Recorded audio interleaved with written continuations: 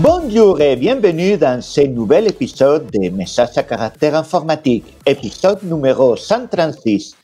Nous sommes le 16 juillet 2025 et je suis Horacio González. Aujourd'hui, je suis entouré de gens merveilleux tels que Yannick Guerne. Yannick, tu es là? Ah oui, il était caché dans les nuages. Je t'ai caché derrière les nuages.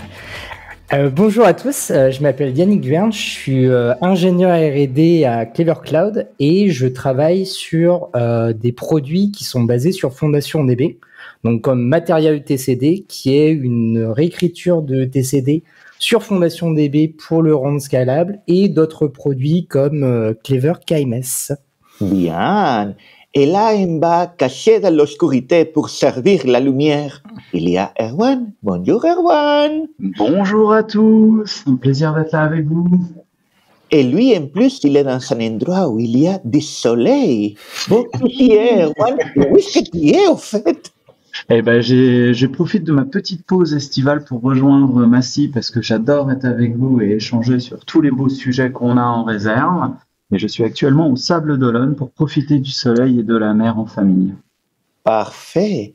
Et là, notre invité externe d'aujourd'hui, Constantin, qui doit être caché quelque part. Bonjour Constantin, tu peux te présenter, nous raconter qui tu es?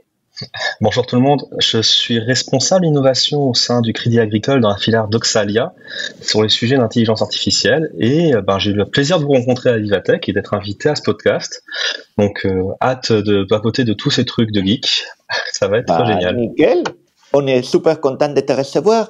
Moi, comme je disais, c'est Horacio González, je m'occupe de la partie DevRel de Clever Cloud. Et mon petit accent, vous connaissez l'histoire, blablabla, espagnol, blablabla, perdu en Bretagne, blablabla. Il y a des choses bien parler aujourd'hui. Nous avons un breton de liens, je ne sais même pas si on arrivera à les balayer tous. Donc, bon, qui veut se lancer? Qui veut prendre un des sujets et nous raconter? Allez.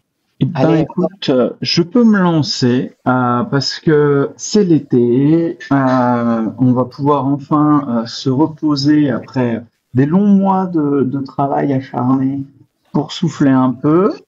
Et comme beaucoup d'entre nous chez Clever, le logo en D20 n'est pas juste un logo pour faire joli, mais une vraie animation du plaisir du jeu de rôle. Qui dit jeu de rôle dit plein de copains avec qui jouer, c'est cool, mais des fois la vie fait que on est tous un peu éloignés les uns des autres à cause du travail, à cause de plein de choses, et c'est pas facile de se retrouver tous autour d'une table.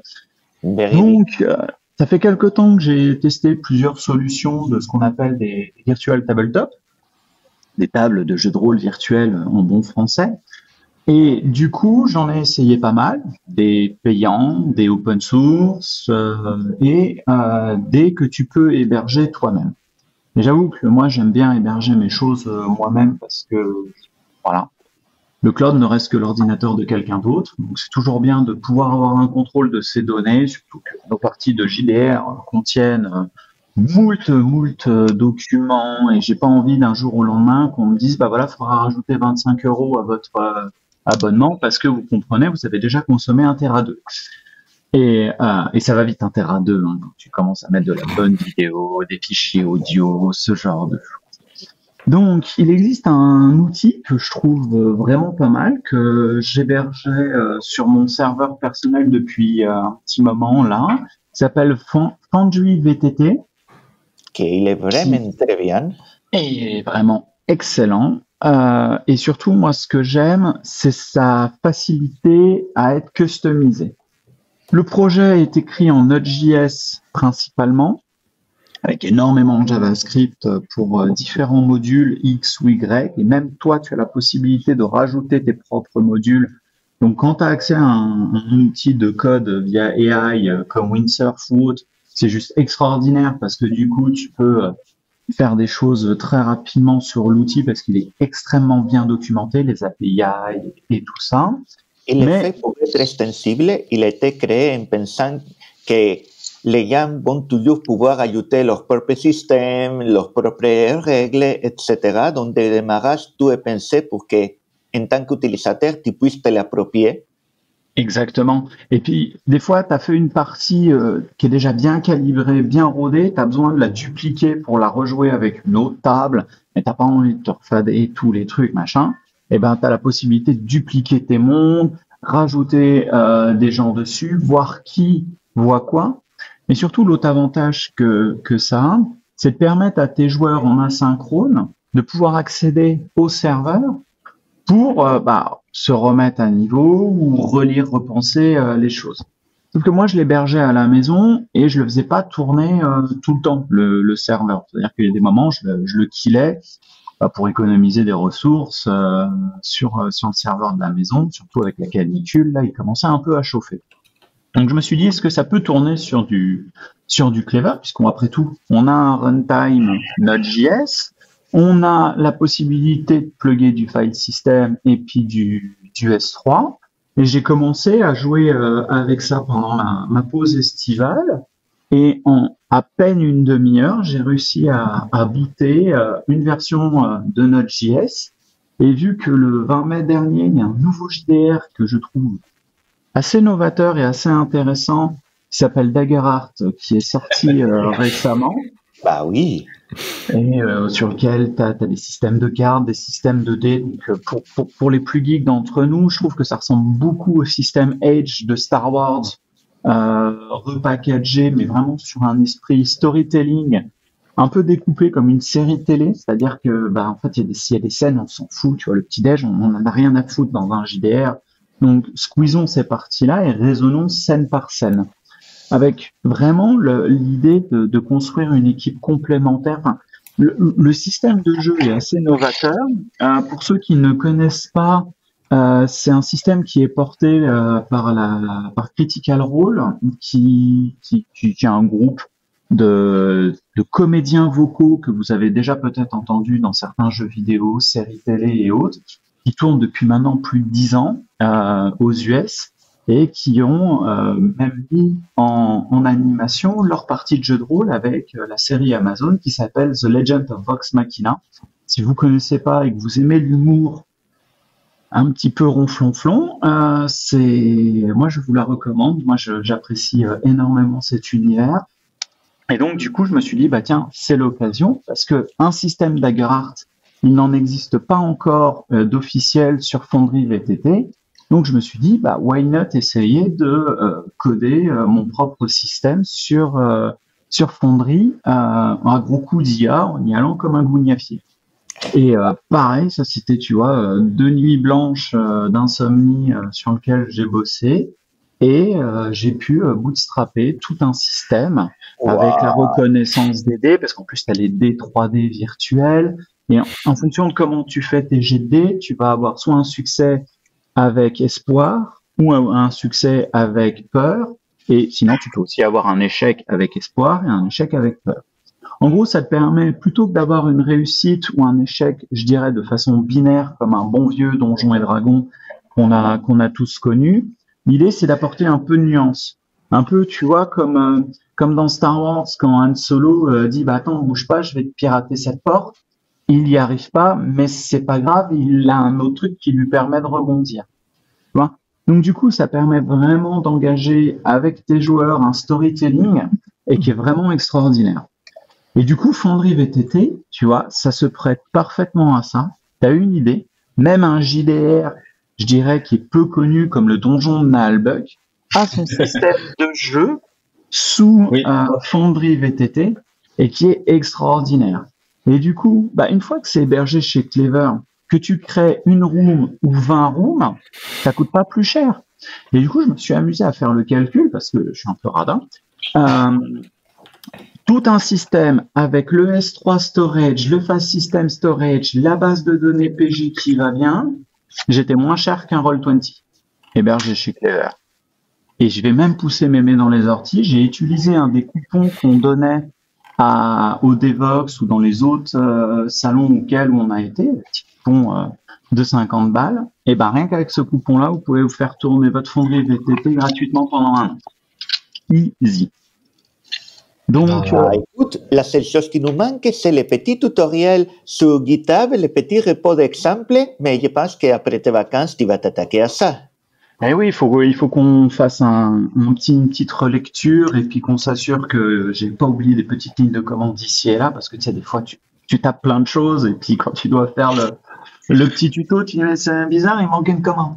Non, mais oui, faut qu'on se finalise ça pour août, c'est dans le pipe. Mais je recommande vraiment l'outil à tout le monde. La licence, il faut quand même payer une licence Ouais, mais une seule fois. mais une seule fois, voilà. C'est du lifetime. Elle est pas chère, franchement. Et 50 euros, Les mises à jour ouais, 50 balles. Ouais. depuis au moins Et, 5 ans de mes mises à jour, moi, donc et puis surtout, c'est tes données. C'est ça qui, pour moi, est le plus important. C'est-à-dire que tous les trucs que je vais rajouter, tous les artworks, parce qu'en plus, j'utilise un outil d'IA qui est extraordinaire qui s'appelle Invoke AI, que je recommande d'ailleurs au passage pour ceux qui ont un peu de GPU à cramer. Moi, je fais toutes les images, tous les fonds d'écran, que ça soit du Theater of the Mind ou même les maps de combat. Je les retravaille avec Invoke et ça permet vraiment décupler ta créativité, surtout quand tu es débordé de ta vie et que t'as pas le temps de préparer tes JDR matin, midi et soir. J'ai trouvé vraiment l'outil adaptable, et vraiment je le recommande à tout le monde. J'aurais aimé qu'il soit full open source parce que le projet est extraordinaire et je pense qu'il pourrait gagner avec une bonne communauté à s'élever au travers de l'open source. Mais bon, ils ont fait le choix d'une licence économique, ça se comprend. Mais pour un projet qui existe depuis maintenant plus de 5 ans, si je dis pas de bêtises, euh, franchement, on a un produit de grande qualité, je trouve, et qui apporte énormément de choses. Donc voilà, c'est ma petite recommandation. Si vous avez un petit projet de l'été sympathique à faire, je vous invite vraiment à regarder Foundry VTT parce qu'il peut sûrement vous aider à recommencer le JDR, voire même passer dans le virtuel des parties de JDR que vous n'arrivez pas à lancer tout le temps. Et je suis même tombé, quand j'ai fait mon installation, sur un nouveau plugin qui vous permet d'avoir, tu sais, ce qu'on lisait quand on était jeune, les livres dont vous êtes le héros, en gros, tu fais ton JDR tout seul avec ton crayon et ton dé. Et ben là, tu as ce genre de mécanisme qui existe dans Foundry VTT où il y a des gens qui ont fait des sortes de livres dont tu es le héros pour jouer toi tout seul sur ta propre plateforme. Je ne les ai pas testés de façon plus extensive que ça. Mais voilà, c'est pour montrer vraiment la versatilité du projet et qui s'installe vraiment très facilement. et tous les liens de tous les décès dont Erwan a parlé seront dans l'épisode, y compris de Foundry lui-même, de DarkArt, de Critical Role, etc., etc. Merci, Je me permets de Erwan. rebondir sur un point. La communauté s'est déjà amusée à faire les modules de DarkArt. Ils sont déjà disponibles. Et pour en avoir testé 2-3 sur mon serveur, ça fonctionne très bien. Après, je suis pas bon. Donc, si tu as un truc qui coûte moins de 50 balles l'année, qui fait tourner le module Foundry pour moi, je serais très heureux d'en parler. C'était pour la campagne des 12 singes de Pax Elfica que j'utilisais le module. Et en fait, là, tu vas acheter la campagne en mode module Foundry et t'as tout qui est déjà préinstallé. T'as des milliers de packages avec toute ta gestion des fiches de tes personnages, des PNJ et tout. C'est trop bien. Ah, c'est cool ça. Ouais, les 12 singes, ils font un travail assez étonnant, hein. Vraiment très très complet et qui s'inclut complètement avec Foundry. Et la communauté est ultra au taquet sur créer des modules. Mais il faut pas trop regarder tous les modules possibles de Foundry parce que c'est un terrier de lapin où tu peux te retrouver avec des monstres de Frankenstein comme pour chez moi où tu as 200-300 modules qui tournent. Ouais, exactement, ouais. Mais il y en a certains, c'est des incontournables, et après, en fonction des systèmes, tu es obligé d'en rajouter quelques-uns. Je trouve que la gestion du web audio est super bien faite, parce que tu as la possibilité, un peu comme sur Roll20, de mettre tes cartes, de mettre des sons, et en fonction de là où les gens vont se déplacer, ils entendront eux le son, mais pas les autres. Tu vois, t'as vraiment la spatialisation. Ouais. C'est trop cool. C'est vraiment bien. Franchement, il est très complet. Il manque à mes yeux un petit peu de facilité d'usage pour avoir eu plein de mal de personnes à moins techos qui ont essayé l'outil, mais vraiment très chouette. Et pour finir sur DarkArt, pour moi, c'est vraiment le mélange entre Star Wars avec le système Edge, réussite avec échec de temps en temps, du DnD sur le côté un peu crunchy, la mécanique de économie d'action, tout en ayant le côté Power by the Apocalypse, où tu as vraiment le théâtre de l'esprit et le fait d'avoir quelque chose de fluide. Détruire la mécanique d'initiative, mais quel plaisir, ça fait que ça va tellement plus vite dans les parties. Je recommande chaudement. C'est quand même, il faut pas nier que on est un nid de rôliste quand même, c'est drôle. Ah non, mais c'est pas pour rien que j'ai backé la formule maximum de Daggerheart. Oui, parce qu'il y a récemment le crowdfunding pour la version française qui est sortie et qui était plutôt très bien. Bon, Tu crois qu'elle a terminé hier le crowdfunding? Oui, Ouais, j'ai pledgé. J'avoue, j'ai pledgé tout de suite, tellement ça valait le coup. Et il y a un autre module que moi je recommande pas mal, surtout s'il y a des gens qui font du Donjons et Dragons. C'est le module de Reaper qui permet en fait de te donner une interface à tes joueurs qui ressemble à Baldur's Gate 3. Oh. Et donc du coup, quand tu as des gens, tu vois, qui ont découvert cet univers au travers de BG3, et ben du coup tu leur dis bah attends, viens, là ce sera encore mieux. Et du coup tu peux faire comme ça les choses. Et c'est vraiment extraordinaire. Et ça ne m'étonnerait pas que dans les prochains mois et prochaines années, de plus en plus de modules de ce type-là existent, parce que vu que c'est du full web by design, bah il y a quand même pas mal de développeurs front-end, back-end talentueux qui, tu vois, sur leur spare time développent des choses extraordinaires et qui les mettent gratuitement à la communauté. Et ça, je trouve ça vraiment extraordinaire. Je pense à Bailey Wiki aussi qui font énormément d'assets que tu peux comme ça dropper on the fly pour permettre à tes joueurs vraiment une immersion. Et c'est ça que je trouve vraiment extraordinaire. Par défaut, il y a un système de caméra et de chat audio-vidéo qui est pas mal.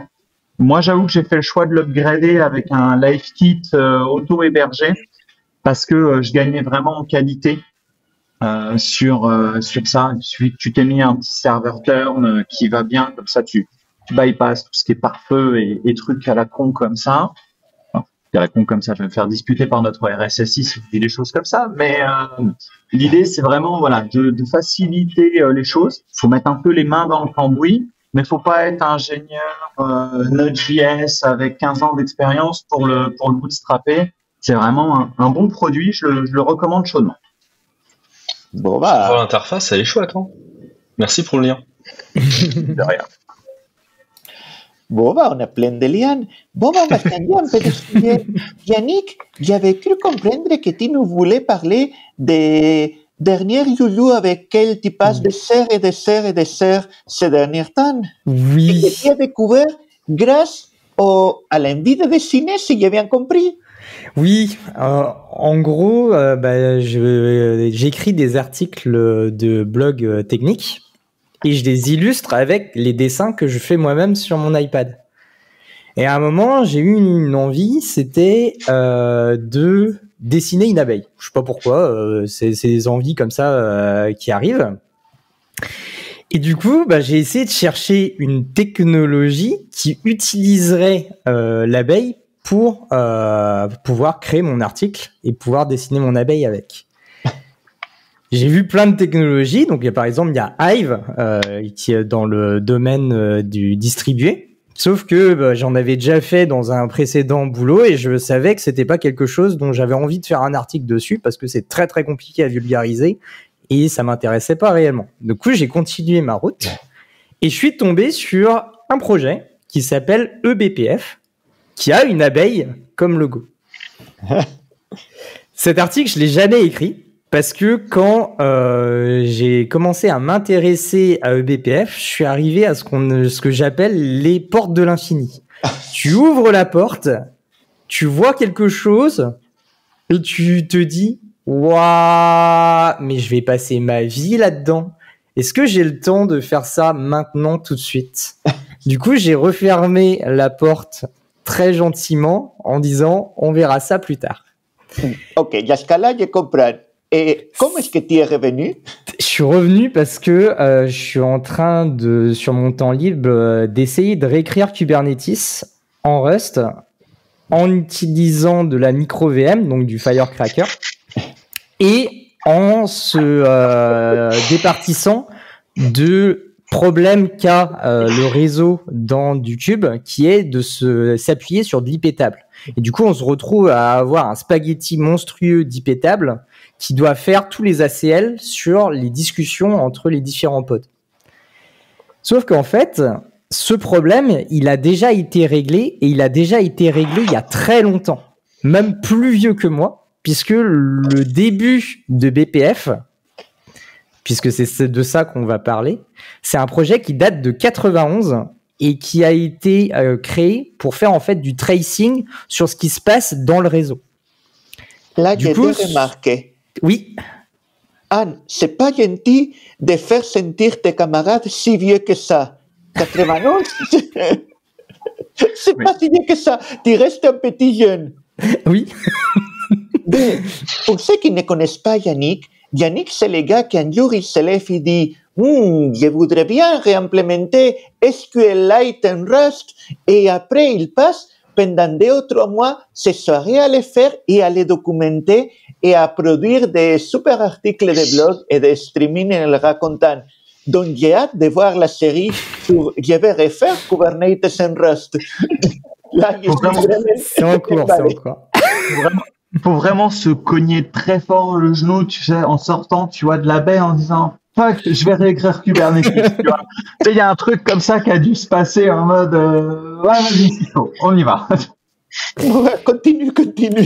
Et du coup, en se basant sur ce petit projet BPF, qui au début était quelque chose de très simple, puisque c'était uniquement pour faire du tracing, des personnes à Red Hat se sont dit, est-ce qu'on pourrait pas appliquer ce qui se passe sur BSD, mais sur Linux? Et du coup, ce projet est devenu Extended BPF pour Extended Berkeley Packet Filter. Ok. Et à partir de là, on commence à jouer vraiment. Parce que le système, en fait, va venir servir à étendre les fonctionnalités du noyau Linux. Il faut faire un petit peu de prog système pour comprendre un petit peu comment ça se passe. En gros, quand vous avez un système d'exploitation, vous allez avoir un ensemble de processus qui vont tourner, qui vont vouloir atteindre des ressources. Donc, par exemple, une carte réseau pour aller lire un stream TCP qui a été reçu. Sauf que le problème, c'est que la carte réseau, c'est un truc qui est assez idiot. Il n'est pas capable de gérer plusieurs personnes qui vont le taper simultanément. Il va s'en mêler les pinceaux et il va faire n'importe quoi. Et du coup, ce qu'on fait, c'est que on crée une lasagne dans un système d'exploitation. On va avoir une couche qu'on va appeler la user space et une autre couche qui va s'appeler la kernel space. Et la kernel space, c'est la seule couche qui est capable de venir taper les périphériques, dont la carte réseau. D'accord. Et donc, vous, en tant que processus qui tourne dans le user space, vous ne pouvez pas taper directement la carte réseau. Vous êtes obligé de demander gentiment au kernel de venir transmettre l'information à la carte réseau, mais c'est le kernel qui décide à quel moment il va le faire. Et du coup, pour discuter entre le user space et le kernel space, on a ce qu'on appelle des syscalls. Okay. Syscall, c'est du code qui va être fourni par le système d'exploitation. Généralement, c'est la libc qui le fournit, ce truc-là. Et dans ces syscalls, on va avoir ouvre-moi un socket, bind, machin, bidule, truc. Toutes ces opérations, en fait, elles vont partir du user space, arriver dans le kernel et atteindre la carte réseau. Du point de vue user space, on a l'impression que c'est une boîte noire. Mais en fait, c'est pas du tout une boîte noire parce que à n'importe quelle étape du pipe qu'il y a entre le user space et la carte réseau, en fait, on va pouvoir accrocher des hooks qui vont permettre de pouvoir faire des opérations entre une étape dans le kernel et une autre étape dans le kernel. Et à partir de là, ça devient très très rigolo parce que ce qui est capable de faire le BPF, c'est de prendre par exemple le paquet qu'on veut transmettre à la carte réseau. On parse le paquet, donc vraiment les bytes qui sont à l'intérieur du paquet. Et par exemple, ce qu'on peut faire, c'est qu'on peut récupérer l'adresse de destination ou l'adresse de source et venir prendre une décision à la place du kernel en disant est-ce que ce paquet, on va le dropper? Est-ce que ce paquet, on va le laisser passer? Ou est-ce qu'on va le rediriger vers ailleurs? Et donc, grâce à ce petit système, en fait, ce qu'on est capable de faire, c'est qu'on est capable de créer un firewall sans devoir dépendre du fonctionnement du kernel. Et donc, au lieu de devoir se baser sur ce qu'on appelle NetFilter, qui est un module qu'on a dans le kernel, en fait, on va avoir un programme qui va tourner de manière privilégiée à l'intérieur du kernel en tant que add-on, comme vous parliez tout à l'heure de tous les trucs qu'il y a dans Foundry. Ben, en fait, ça va être pareil, ça va être des modules qu'on va venir ajouter dans le flux qu'on a dans le syscall, qui va venir faire des opérations. Et ce truc-là, ce qui est génial, c'est que depuis le user space, on est capable de contrôler le comportement du système qui est dans le kernel. Et donc, si par exemple, on a envie de venir rajouter une nouvelle IP qui est bloquée, on peut le faire via un programme qui est en train de tourner dans le user space, qui va venir appliquer la modification dans le kernel qui est déjà en train de tourner. Et comment est-ce que tout ce bordel peut fonctionner correctement et de manière sécurisée? En fait, ce qu'on a à l'intérieur du kernel, c'est qu'on a une machine virtuelle qui va venir soit interpréter du code assembler, soit venir faire du just-in-time compilation sur du code qu'on va lui fournir. Et du coup, l'intégralité de ce que l'on va faire dans notre programme eBPF ne va pas impacter ce qui va se passer dans le kernel. Tout ce qui se passe à l'intérieur de la VM est entièrement enfermé dans une enclave qui ne peut pas aller taper des choses qu'il n'a pas le droit d'aller taper, par exemple. Mais par contre, étant donné qu'on est dans le kernel, si on veut venir lire des informations dans des buffers du kernel où on n'a pas le droit, où on est en train de faire des opérations qui sont invalides, bah le système, en fait, il va mourir instantanément. Et il y a plein de contraintes quand on est en train d'écrire de l'eBPF, par contre. Par exemple, étant donné qu'on est en train de manipuler quelque chose qui est en train de tourner à l'intérieur du kernel, bah on n'a pas de heap. Parce qu'il n'y a pas moyen, en fait, de venir allouer de la mémoire pour un processus, puisqu'il n'y a pas de processus. Du coup, ce qu'on a, c'est qu'on a une stack, et la stack, elle est très très réduite. Elle fait 256K si mes souvenirs sont bons. Donc, si vous êtes en train de faire des choses très compliquées, bah va falloir un peu ruser. Et pour ruser, en fait, ce qu'on est capable de faire, c'est qu'on est capable de créer plusieurs programmes eBPF et de venir, au moment où il y en a besoin, venir faire des jumps entre les différents programmes. Il y a des limitations. On peut ne faire que 33 couches d'appel. Donc, à partir de 33 couches, le système nous dit, bah non, tu pourras pas aller plus loin que ça. Mais on peut déjà créer 33 sous-programmes qui vont permettre de pouvoir avoir une nouvelle stack qui va être un petit peu plus petite. Je crois que c'est 128 kilos pour pouvoir faire des choses plus complexes. Et avec quoi on code ça? Tu nous as parlé de ces programmes eBPF. Oui. Et se coder en quoi? En assembleur. Il y a un code assembleur spécifique qui s'appelle le BPF assembler. Sauf que personne ne veut coder en BPF assembler. Du coup, ce qu'ont fait les personnes, c'est qu'ils ont créé des compilateurs. Et donc, la manière canonique de faire les choses, c'est on utilise la LLVM et la LLVM est capable de compiler du code C vers de l'eBPF. Sauf que le code C, bah, c'est quelque chose qui est assez intransigeant sur les erreurs que peuvent faire le développeur. Et du coup, on peut avoir des langages de programmation qui vont être un petit peu plus gentils pour le développeur. Là, Donc, je par le vois exemple, arriver avec ses grands chevaux, notre petit Yannick. non, justement, le début des histoires commence par Go, parce qu'en fait, Kubernetes a déjà fait une tentative de virée IP-table, et une tentative réussie. Le projet s'appelle Cilium et permet justement d'utiliser le BPF pour faire toutes les transitions entre les différents pods et de nœud à nœud. Sauf que là, par contre, tu as le droit de dire avec les grands chevaux. Moi, le Go, je suis pas très fluent dedans, voire pas du tout. Et du coup, j'ai essayé de regarder ce qu'il y avait en Rust. Et du coup, j'ai tapé Rust eBPF. Et t'es tombé sur Aya. Non, je suis tombé d'abord sur un autre projet qui s'appelle RBPF. RBPF, c'est ce qui te permet de venir écrire un programme sous la forme d'un point objet, de lire ce point objet et de venir le compiler après en assembleur pour faire quelque chose. Sauf que c'est quelque chose qui est extrêmement bas niveau et donc quand on est en train de manipuler du RPBF, on est en train de lire littéralement de l'assembleur. Si on décompile le truc, en fait, on va voir les différents opcodes qu'il va y avoir dans l'assembleur.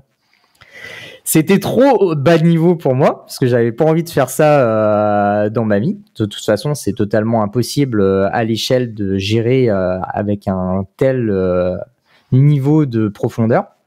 Du coup, j'ai continué mes recherches et je suis tombé sur un autre projet qui, lui, s'appelle Aya, qui est un framework qui utilise RBPF pour justement rendre plus facile la vie des utilisateurs.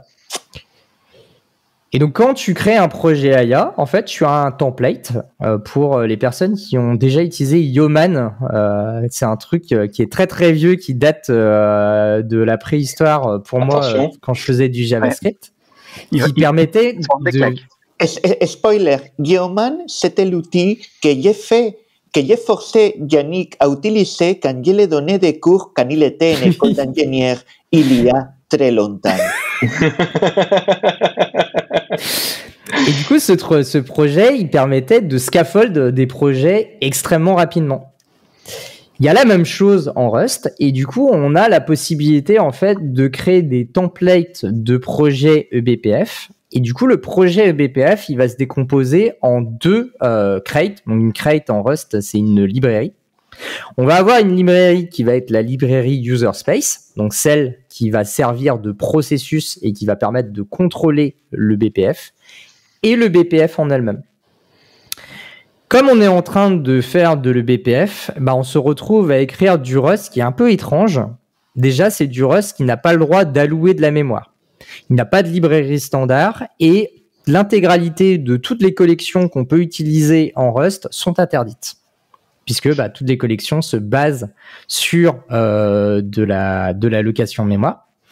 Et du coup, le framework Aya a réécrit des implémentations de maps, de listes et de tout ce qu'on a besoin, mais sous la forme de choses qui vont tourner uniquement dans la stack.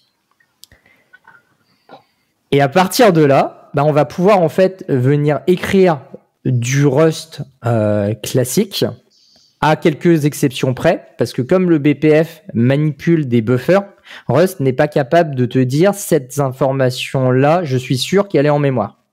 Du coup, on se retrouve à avoir du code qu'on appelle du code unsafe, où on dit littéralement au compilateur « TKT, je sais ce que je fais. Si je me foire, c'est ma faute. » Et à partir de là, on va pouvoir faire ce que j'avais dit, c'est prendre un paquet brut qui vient de la carte réseau, venir le parser, récupérer les informations qui nous intéressent, prendre une décision sur le paquet, donc le laisser passer ou le dropper, et renvoyer le résultat au kernel. Le kernel va interpréter l'information et faire ce qu'on lui a dit de faire. Et à partir de là, on peut vraiment beaucoup s'amuser parce qu'il y a énormément de choses qui peuvent être faites avec de l'eBPF. La chose que je vous ai expliqué, ça s'appelle du Express Data Packet. Donc c'est en gros, à partir du moment où le paquet sort de la carte réseau, on va avoir ce qu'on appelle une interruption hardware qui va venir dire au kernel, là, il y a un truc, tu vas pouvoir aller le lire. Et ben, juste avant que cette opération n'apparaisse, on va venir s'intercepter le paquet qui arrive, faire la décision à la place du kernel de ce qu'il y a à faire. Et si on a droppé le paquet, ce paquet n'ira jamais dans les couches supérieures du kernel. Ce qui fait que on est capable de nettoyer du trafic à la vitesse de la lumière. On est 4 fois plus rapide que le kernel quand on est en train de faire de l'EBPF pour aller dropper du paquet. Ah ouais. Et c'est la question que j'allais te poser sur la latence de tout ça, parce que ça te rajoute forcément des couches. Non, c'est beaucoup plus rapide. C'est beaucoup plus rapide. Ah, ouais. Impressionnant. Et pareil, si vous faites de la redirection de paquet, comme vous allez renvoyer le paquet directement à un autre, ce qu'on appelle un NIC, donc une interface réseau, donc virtuelle ou physique, en fait, vous n'allez pas passer non plus par toutes les couches qu'il peut y avoir dans le kernel, dont la couche NetFilter. Ça, c'est une utilisation possible, mais on peut aussi utiliser l'utilisation originelle de BPF qui était de venir faire du debug sur du paquet. Et donc, on a tout un module qui s'appelle TracePoint qui va nous permettre de pouvoir faire de l'audit en fait sur ce qui se passe. Et donc, si par exemple, vous êtes en train de venir créer un système en fait qui va venir loguer l'intégralité de tout le trafic qui est en train de passer par un firewall, au lieu d'avoir, je sais pas moi, un Nginx qui log les différentes informations et du coup vous récupérez les logs du Nginx pour récupérer les différentes IP entrantes et sortantes, en fait ce que vous pouvez faire, vous écrivez un programme BPF, vous loguez l'intégralité de tout ce qui est en train de passer sur la carte réseau et vous n'avez plus besoin du Nginx. C'est juste un processus qui tourne dans le kernel et tant qu'on lui a pas dit de mourir, il va continuer à loguer les informations. C'est juste de la magie noire, c'est juste trop bien. Donc, t'es plus rapide et en plus t'as de l'observabilité. Oui. Putain. Il y a t'as de la sécurité supplémentaire, t'as d'observabilité, t'es plus rapide. Pourquoi c'est pas plus utilisé ? Parce que c'est très très compliqué à mettre en place. Il faut des connaissances. C'est un cauchemar, d'accord. Exactement. Ça a l'air d'être une poupée russe où à la fin, t'as de l'assembleur. Donc généralement, ça fait peur aux gens. Alors que l'assembleur, c'est quand même cool. Enfin, je veux dire, on s'est tous arraché les cheveux dessus. Hein. Et moi, j'ai toujours les miens, donc ça va. Regarde. Le XDP, c'était facile parce que on manipulait ce qu'on appelle un paquet réseau. Et le paquet réseau, ça va juste être parser des informations qui sont binaires. Donc ça va, il y a un layout, il suffit juste de suivre le layout, de se déplacer à l'offset qu'il veut, ce qui est bien, et puis tu récupères l'information. Sauf qu'il existe d'autres systèmes en eBPF qui s'appellent le LSM. Le LSM, c'est comment faire du à-part-mort et du SE Linux. À chaque fois qu'un processus va démarrer ou veut faire une opération, donc par exemple, je sais pas moi, un processus a envie d'augmenter son NICE. Le NICE, en gros, c'est comment est-ce que on va prioriser le temps d'exécution d'un programme à l'intérieur du système d'exploitation. Plus le NICE est négatif, plus le programme est méchant et du coup, il veut garder sa place. Plus il est nice, plus il est gentil et il laisse sa place.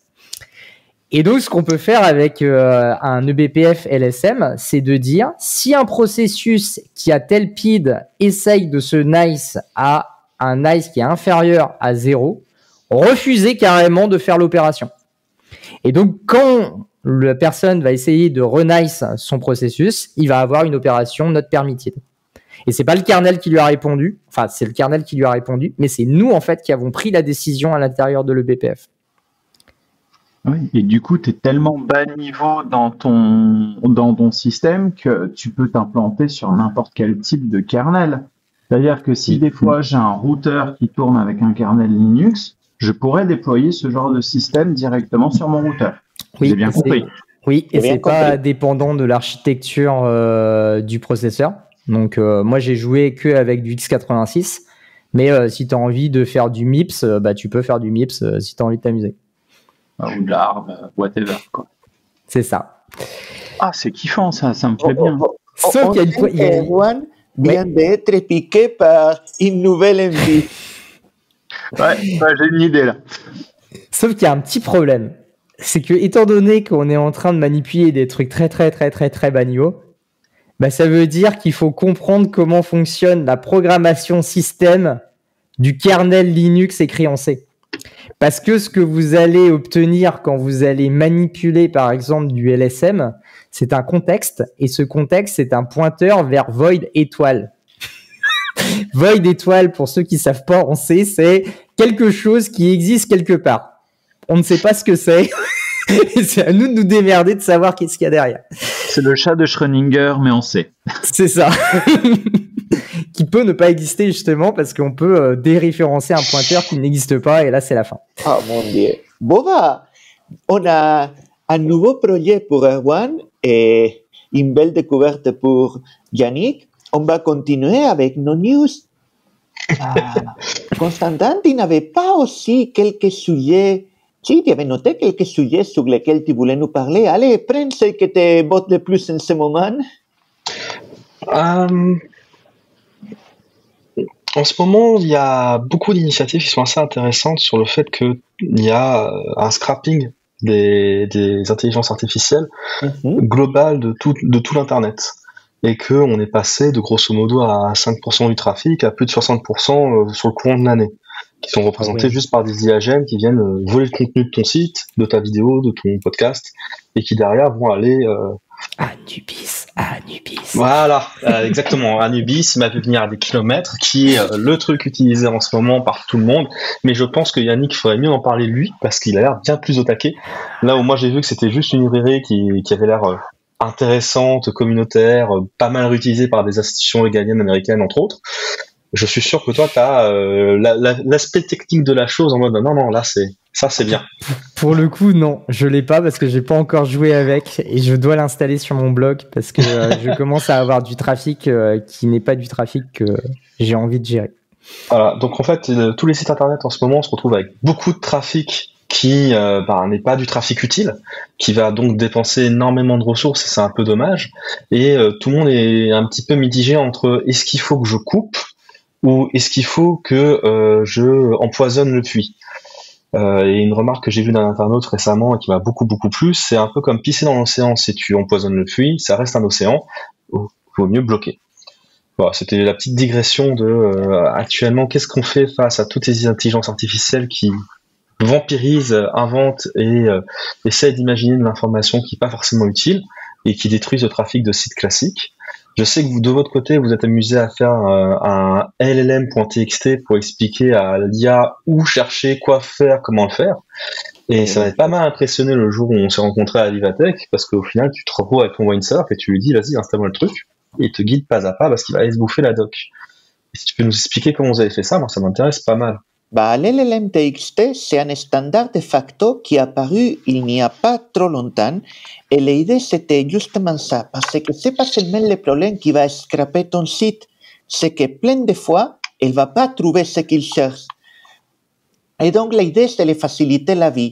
C'est un peu une version optimisée pour l'LLM de sitemap.xml que les vieux avons utilisé il y a une vingtaine d'années. Quand tu décrivais ton site pour que Google puisse, au moment où il le scrapait, mieux le comprendre. Là, l'LLM.txt, je mets le lien au site qui l'explique, l'idée c'est qu'il va décrire en Markdown ton site avec les liens qui vont bien et tout dans une explication en langage naturel qu'il va pouvoir exploiter directement, suivre les liens, éventuellement les liens vers d'autres fichier Markdown qui explique d'autres parties de ton site. Et comme ça, quand l'LLM va scraper ton site, ou quand un utilisateur dit « Comment est-ce que je peux déployer tel truc sur Clever Cloud ?» Il va aller sur notre site, il va trouver les informations, il va trouver les liens vers la page « Comment est-ce que je vais déployer tel truc ?» et il va récupérer la procédure et la donner. C'est faciliter la vie. En le faisant, il va te scraper de toute façon. En plus, pour plein de cas, dans notre cas, on a envie qu'il nous scrape parce qu'on a envie que nos utilisateurs puissent être aidés par l'LLM pour déployer. On va les faciliter la vie en donnant l'information de la façon la plus utile pour qu'ils puissent exploiter. Et c'est un vrai sujet en ce moment que de se retrouver avec beaucoup de trafic inutile. D'autant que là, on se retrouve avec les gros providers américains qui, comme Microsoft, se retrouvent à dire par défaut, j'active mon IA et maintenant, puisque je t'aide à remplir tes formulaires avec de l'IA, tout le contenu que tu vas avaler sur Microsoft Edge remonte sur mes serveurs, qui que tu sois, quoi que tu sois. Et quand derrière, tu as en fait une institution qui, avec des enjeux bancaires, coucou, c'est un vrai sujet de souveraineté et un vrai sujet de est-ce qu'on peut continuer à faire confiance aux acteurs américains. Ah, ça c'est un autre problème, un problème de lequel on parle très souvent. Et en effet, c'est un problème compliqué. Mais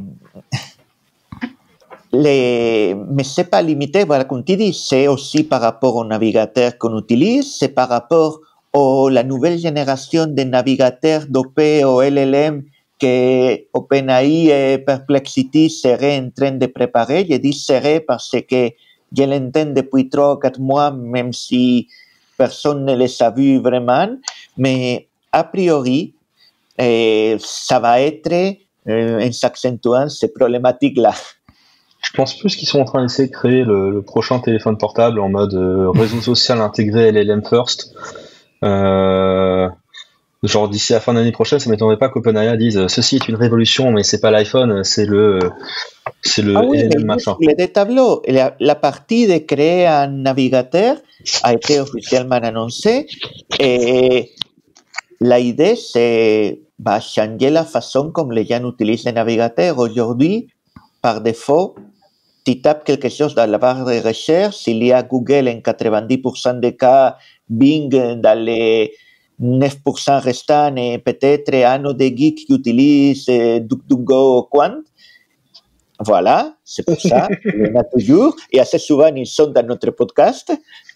Mais l'idée, ce serait des navigateurs dans lesquels il n'y a pas de moteur de recherche intégré, il y a un LLM qui fait de la recherche dopée à la IA pour toi avec tous les inconvénients et avantages que ça impliquerait. Après, on lève le capot et tous les sujets liés à la souveraineté, mais aussi à la vie privée, mais aussi au respect de tes données qui découlent de là. Oh, on voit qu'Erwan a une petite invitée dans le podcast. J'ai mon petit troll qui vient me voir en me disant « Je suis prêt à aller à la plage, moi. » Nickel. Allez, va voir maman, ma petite. Oh j'ai d'autres liens à parler autour de l'IA maintenant qu'on a lancé ça parce que il ne peut pas avoir un épisode de Massy sans les derniers drames de la tech. Là, c'est plus qu'un drame, c'est, comment on dit ça, un feuilleton, oui, un feuilleton. Le feuilleton de Windsurf. Vous vous souvenez peut-être, on disait il y a 2 ou 3 mois, ça y est, OpenAI annonçait qu'il rentre dans des accords exclusifs pour acheter Windsurf, l'éditeur de code avec Anayan IA, et ça semblait plier, il y avait plein de milliards à l'appel, et en cours des 10 derniers jours, ça a basculé de 180 degrés. Premier basculement, et Google annonce embaucher les founders et CEO de Windsurf et une bonne partie de la core team de Windsurf à coût de millions pour aller bosser sur DeepMind. Ça fait que, cher, hein? Ça fait que mécaniquement, l'achat de OpenAI de Windsurf est tombé dans l'eau. OpenAI a vu comme un achat qui était stratégique pour eux, se le faisait manger directement par Google. Et ensuite, hier, dernier chapitre de feuilleton, on a Cognition, que c'est une boîte, une start-up qui faisait un agent de code appelé Devan, assez sympa mais autonome, dit qu'ils s'achètent Windsurf pour compléter leur catalogue et avoir l'agent et l'éditeur de code et comme ça offrir un service complet pour les développeurs. Donc ils achètent la coquille vide, ils achètent juste l'outil sans les devs. ils achètent l'outil, une bonne partie des ingénieurs qui restent, mais pas les fondateurs ni la plupart de la core team. Ils achètent beaucoup de gens qui sont très bons, certainement. Ils achètent un produit qui était parti à la dérive depuis une dizaine de jours avec un CEO par intérim. Et surtout, ils commencent, ce que pour moi c'est une consolidation assez logique dans ce marché-là où il y a 50 000 outils pour des développeurs dopés à la IA. Et là, il commence peut-être une phase de consolidation qui, je pense qu'économiquement, ça fait sens. Quand tu parlais tout à l'heure, en off, avant qu'on démarre, de aussi, comme pour ces outils-là, la vie n'est pas très simple. Tu nous donnais l'exemple des curseurs, non?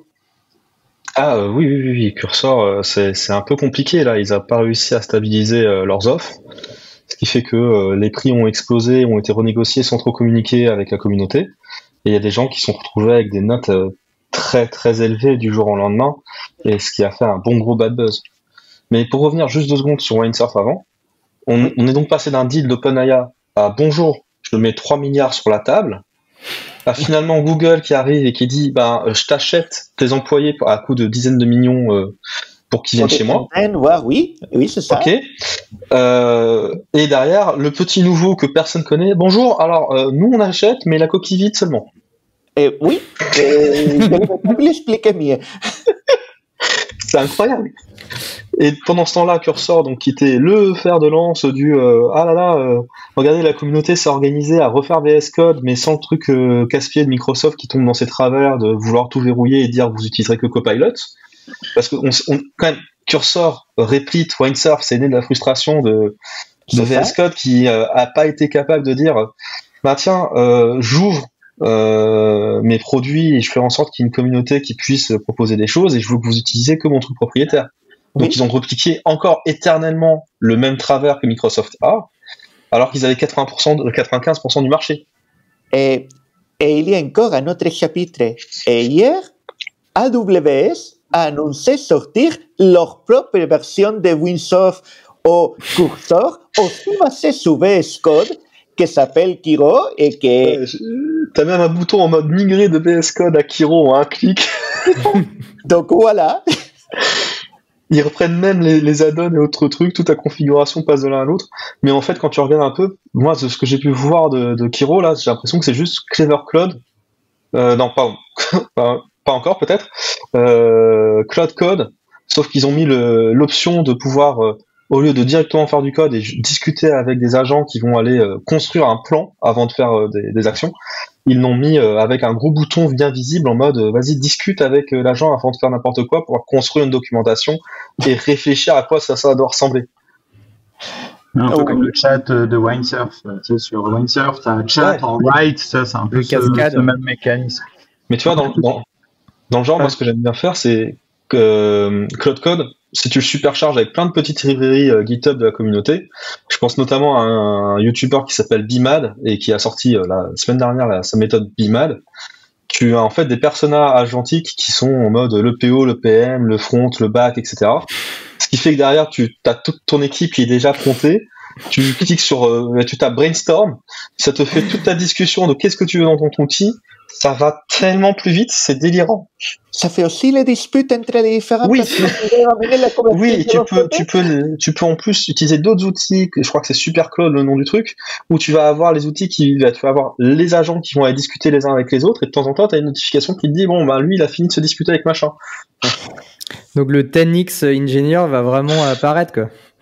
Si tu commences à faire du brainstorm avec toi-même. Tu remplaces les DevOps après avec du Clever Cloud, t'es bien. À toi tout seul, tu montes une entreprise. C'est plus que tu augmentes la responsabilité de chacun. Là, le nombre de personnes que je vois produire du code autour de moi qui ne sont pas des développeurs et qui en fait se rendent pas compte de tout ce que ça implique derrière, qui n'ont qu'un vernis sécurité ou technique, c'est génial. Mais il faut les accompagner parce que c'est aussi beaucoup de responsabilité derrière. Ça c'est clair.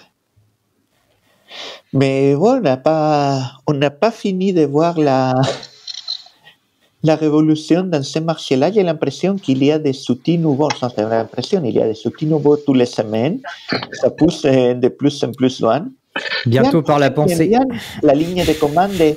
Et j'ai découvert aussi un petit, on va dire, un petit clone open source de Claude Code, opencode.ai, assez sympathique pour ceux qui aiment bien coder depuis le terminal directement et qui ne veulent pas trop s'embêter avec des IDE ou des IDE tunés.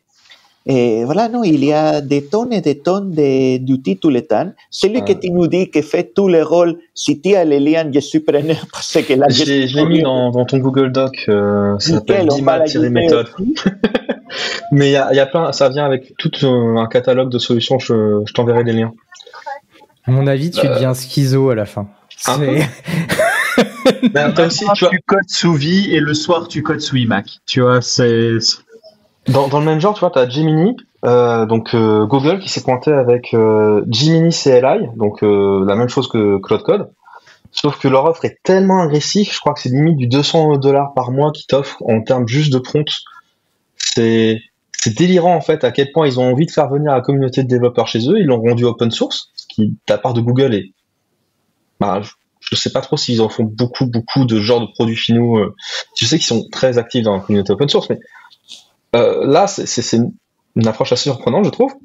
Et en fait, l'offre qu'il y a derrière, juste en gratuit de Google Gemini CLI, c'est délirant à quel point ils crament de l'argent par les fenêtres pour juste faire venir des devs.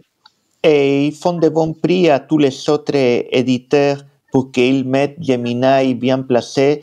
Winsoft, avant le rachat et tous les autres, les crédits Gemini ça coûtait moins cher que les crédits d'autres providers. Et il y a une politique que Google, vraiment, il veut récupérer les développeurs. Et ils sont pariés très fort. Ouais, mais c'est marrant. Gemini, en plus, l'avantage de pouvoir prendre plus de contexte que les autres AI à l'heure actuelle, si je dis pas de bêtises toujours. Ils sont extrêmement bons. Pas de bêtises, ça prend 1 million de tokens facilement, sauf qu'au bout d'un moment, la surcharge cognitive, on la sent, quoi. Disons que les réponses vont être encore, parce que je pense que c'est dans quelques mois ou même quelques semaines peut-être, ça sera pas vrai, mais encore les réponses, il commence à se perdre lui-même quand on les voit de contexte très élevé.